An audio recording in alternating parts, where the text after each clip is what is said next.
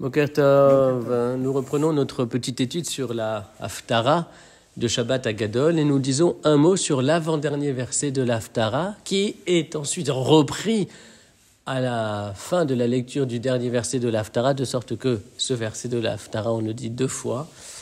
Eh bien, dans ce verset, Hachem annonce qu'il enverra Eliyahu an-Navi, le prophète Élie. Et au verset suivant, il est dit que le Navi, le prophète, rapprochera le cœur des pères vers les fils et le cœur des fils vers les pères. Et cette évocation du rapprochement du cœur entre les générations est en lien direct avec le soir du Seder. En effet, au moment du Seder sont attablés différents types de fils, les Arba Banim, vous avez le Racham, le garçon intelligent, le Racha, le rebelle, le Tam, celui qui est naïf ou alors intègre, et enfin celui qui ne sait pas poser de questions.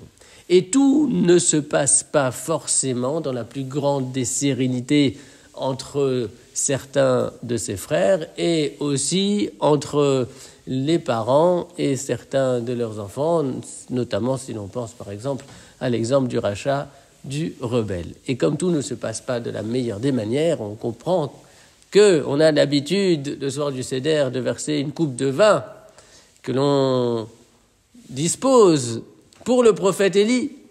On dit ainsi notre espérance de l'accueillir, car quelle est sa mission? C'est de réconcilier les différentes générations. Et donc, le prophète Élie pourra réconcilier les uns avec les autres, d'où sa présence le soir du Seder. Et de cette manière également, on comprend d'une lumière nouvelle la présence du prophète Élie au moment des Brit Milot, au moment des circoncisions.